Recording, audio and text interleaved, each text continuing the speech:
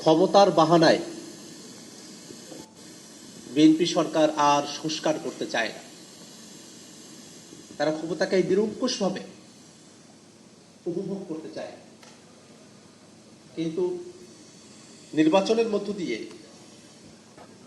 নির্বাচিত প্রতিনিধিত্বের উপরে যে দায়িত্ব অর্পিত হয় সেটাকে ক্ষমতার দৃষ্টিতে দেখার যে মানসিকতা, সেখান থেকে তারা এখনো বের হয়ে আসতে পারেননি। তারা বারংবার নোট অফ ডিসেন্টের কথা বলছেন, কিন্তু ঐক্যমত্য কমিশনে যখন আমরা আলাপ করেছিলাম তখন নোট অফ ডিসেন্টের অর্থ এই ছিল যে আমরা মূল সিদ্ধান্তকে মেনে নিলাম, যার একটা ভিন্ন মত আছে তিনি সেই ভিন্ন মতটা উল্লেখ করে রাখলেন, কিন্তু ভিন্ন মতটা নোট অফ ডিসেন্টটা এখানে মুখ্য বিষয় নয়। এখানে মূল যে সিদ্ধান্ত, যে সিদ্ধান্তে রাজনৈতিক দলগুলো এবং ঐক্যমত্য কমিশন উপনীত হয়েছে, সেটাই এখানে কার্যকর হবে। একটা বিষয় এই কারণে বলে রাখা প্রয়োজন যে গণভোট হয়ে যাওয়ার পরে বিএনপি কোন বিষয়ে রাজি বা কোন বিষয়ে নারাজি নিবরাজি সেটার মুখ্য বিষয় হতে পারে না। সেই গণভোটের বিষয়গুলোর দিকে একটু তাকিয়ে দেখি।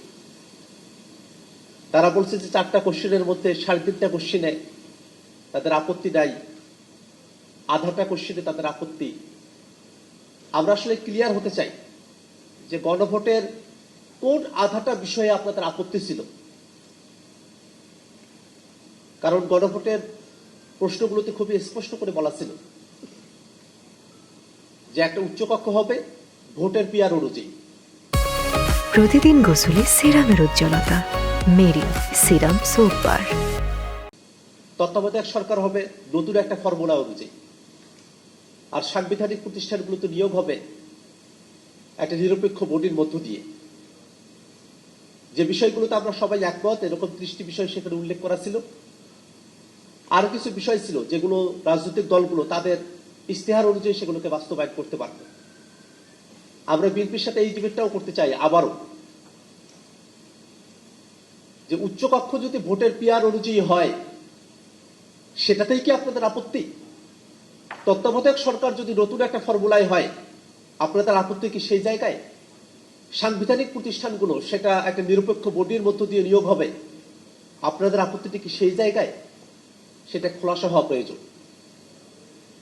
মানুষ যখন কোনো একটা কাজ নিজে বাধ্য হয়ে করেছে বলে মনে করে, তখন সেই কাজটা বা তার আউটকাম যেটা, সেটাকে তারা নেতিবাচক ধরে নিয়ে এই কথাটা তারা বলে। প্রশ্ন তো এখন দাঁড়িয়ে যায়, সংস্কারের বিষয়গুলোকে কি তাহলে বিএনপি দেশ এবং জাতির জন্য নেতিবাচক মনে করে? আমরা তো বিএনপির সাথে দীর্ঘ সময় ধরে ঐক্যমত্য কমিশনে আলোচনা করেছি, এবং এক একটা দলের এক একটা মত, সবাই মিলে যদি আমরা একমত হতে পারতাম তাহলে তো গণভোটেরও প্রশ্ন আসার কথা ছিল না। আমরা সবাই একমত হয়ে যেতাম, ঐক্যমত্য কমিশনের সিদ্ধান্তটাই কার্যকর হয়ে যেত। আমরা সবাই একমত হতে পারি না, এই জন্যই তো আমরা আমাদের কোশ্চেনগুলোকে জনগণের কাছে নিয়ে গিয়েছি, এবং জনগণ যে সিদ্ধান্ত দেবে সেটা আমরা মেনে নেব, এই কথার ভিত্তিতেই তো গণভোটটা হয়েছে। এখনকার সময়ে এসে গণভোট হয়ে যাওয়ার পরে আপনারা আগে কি বলেছিলেন, ভিন্ন মত কোথায়, সেটা আপনারা যখন খুঁজতে যান তখন জনগণের যে রায় সেটাকে প্রত্যাখ্যান করা হয়। আমরা ঐক্যমত্য কমিশনে আলোচনা করেছিলাম, জাতীয় নাগরিক পার্টির পক্ষ থেকে বারংবার বলেছিলাম যে বাংলাদেশের এখন যে সাংবিধানিক সংকট, সেখান থেকে উত্তরণের জন্য গণপরিষদের মধ্য দিয়ে নতুন একটা সংবিধান প্রণয়ন করাই আমাদের মুক্তির পথ।